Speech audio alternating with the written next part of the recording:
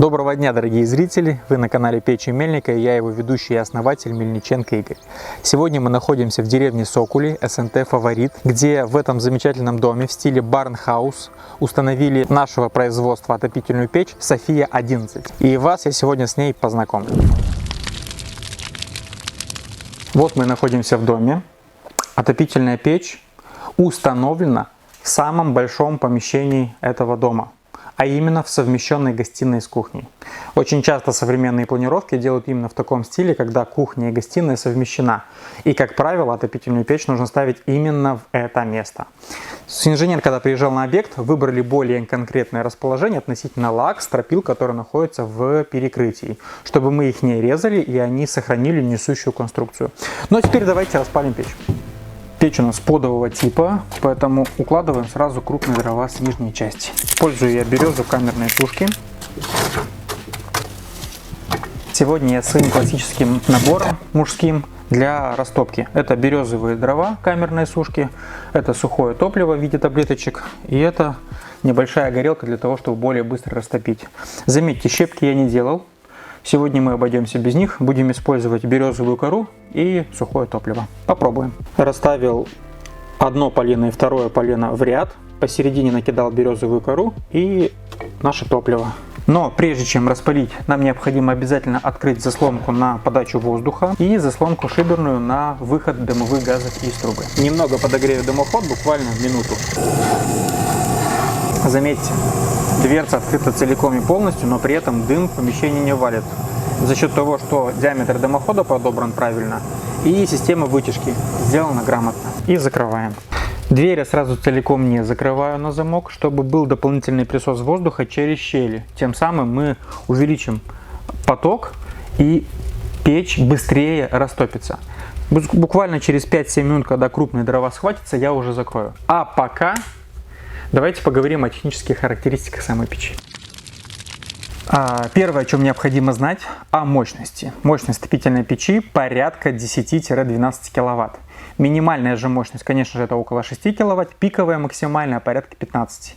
Все зависит от количества дров, которые вы закинете в камеру и, соответственно, от их сухости. Также на мощность очень сильно влияет интенсивность горения. Если у вас максимально открыта заслонка внизу на подачу воздуха и шиберная заслонка, вы получаете максимальную пиковую мощность, порядка 15-16 кВт. Но в интенсивном режиме горения я не советую долго топить, для того, чтобы сохранить срок службы печи гораздо больше. Часик максимум можно будет потопить в режиме интенсивного горения. Далее я советую переключить режим на менее интенсивный, то есть середину, для того, чтобы мы получали свою номинальную мощность порядка 10 кВт.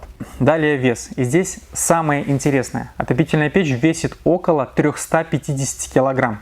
Это очень хороший результат для отопительной печи с такими небольшими габаритными размерами. Высота 940 мм, ширина 795 мм, глубина 450 мм. За счет чего она достигла такой большой массы? За счет теплонакопительного камня. Талькохлорид мы любим, потому что длина волны излучаемого тепла соответствует длине волны человека.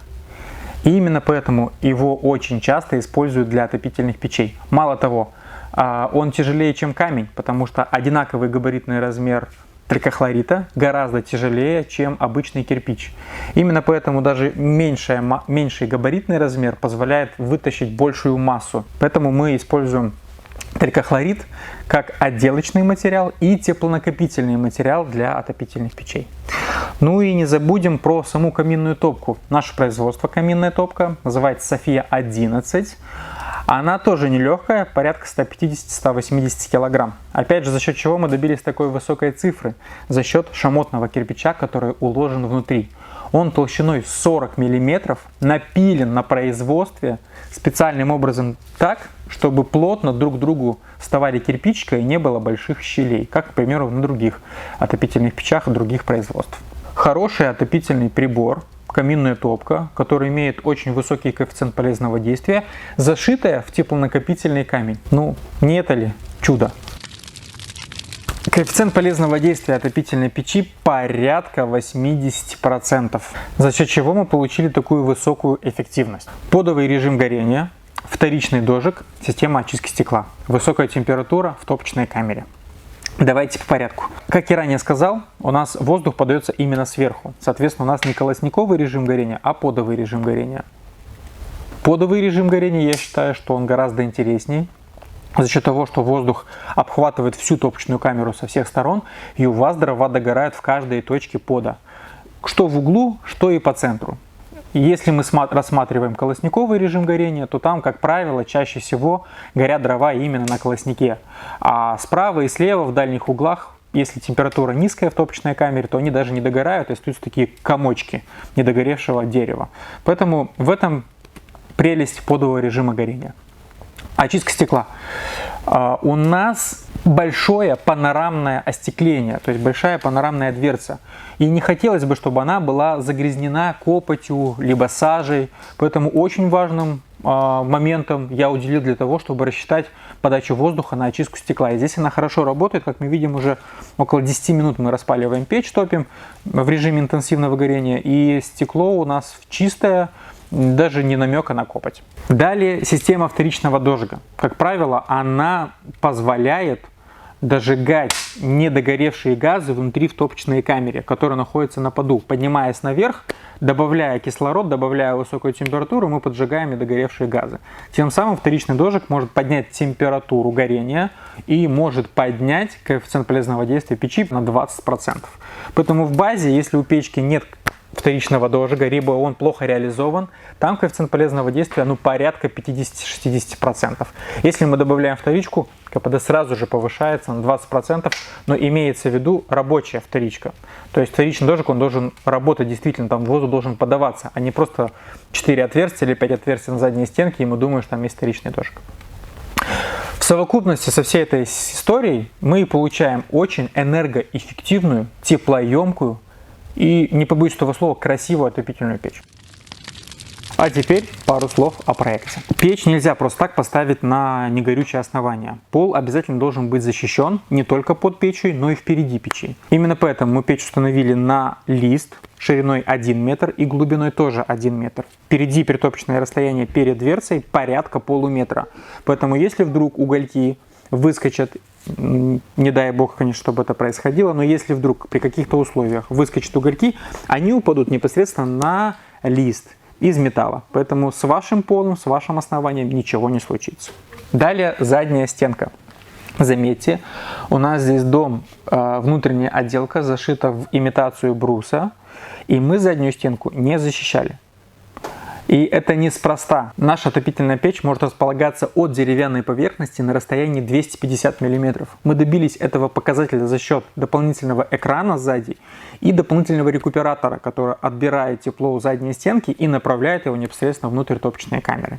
Сложная система, но на самом деле ее реализация максимально простая. Поэтому служить будет весь срок службы отопительной печи. Дымоход. Диаметр дымохода 150 мм базово. Дымоход собирается по конденсату. То есть патрубок сделан больше, чем 150 мм. Он сделал 152 мм, чтобы нержавеющая сталь диаметром 150 мм зашла именно внутрь патрубка.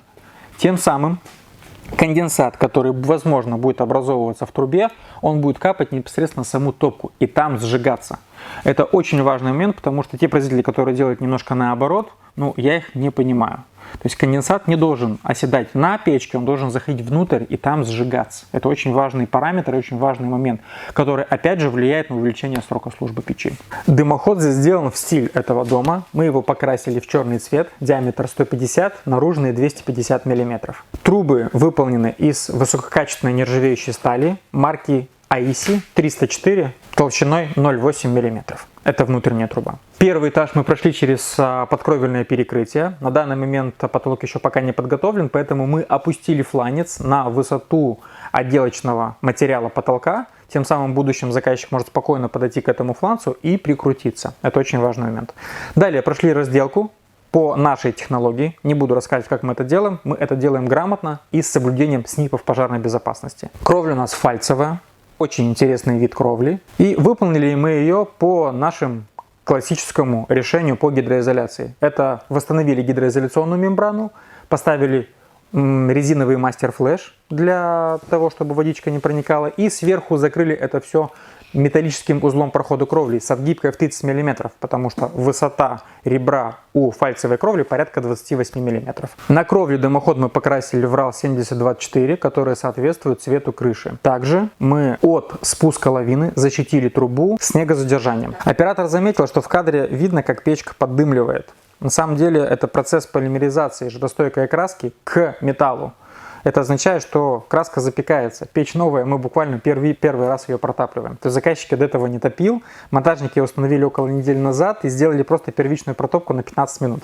Поэтому вот сейчас то, что мы топим, это первичная протопка. Поэтому из конвекционных щелей, где выходит горячий воздух, немножко выводится и дым. Это пройдет буквально после 2-4 протопок интенсивного горения. Кстати, видно, как работает вторичный дождик. Сейчас в месте, где горят дрова, оттуда подается огромное количество кислорода, и тут прямо небольшие сопла, от которых выходит огонь. Теперь проверим режим длительного горения, всеми любимый, всеми понятный. Для чего он нужен? Для того, чтобы максимально экономично работала отопительная печь. Вы нагрели помещение, но все классно, все хорошо, тепло, но вы не хотите, чтобы на утро у вас было холодно. Конечно же, теплонакопительный камень справится с этой задачей, но и подкинуть дров и перевести в режим длительного горения никто вам не запрещает. И сейчас мы это проверим, как печь переводится в режим длительного горения. Для этого нужно просто вот эту заслонку закрыть до самого конца. Давайте попробуем это сделать.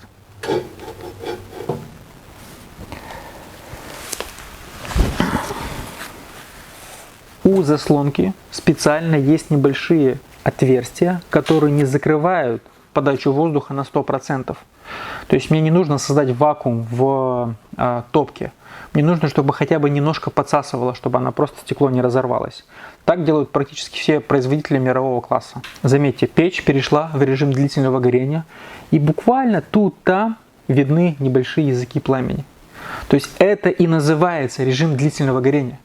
Когда у вас дрова тлеют с небольшими языками. И обратный режим, когда мы откроем заслонку, подадим кислорода, и дрова снова схватились. Кстати говоря, одной закладки в среднеинтенсивном режиме горения должно хватать минимум на час. Закладка может состоять из 4-5 поленьев дров, длиной 30-40 сантиметров. Кстати говоря, еще одно преимущество широкой отопительной печи – это возможность укладки широких дров. Поэтому спокойно, имея 11-ю Софию, заказываете дрова 40 сантиметров шириной, и они будут шикарно гореть, дольше гореть, больше тепла выдавать, и не нужно будет так часто загружать топочную камеру дровами. По итогу хочу сказать, что отопительная печь очень подходит этому дому. Она выполняет все необходимые запросы и функции, которые ставит перед ней покупатель, а именно заказчик. Также хотел поблагодарить всю команду, которая работала над этим проектом. Ну а если вы находитесь в Санкт-Петербурге, либо в Москве и Московской области, мы рады установить вам именно такую отопительную печь в ваш дом. Спасибо!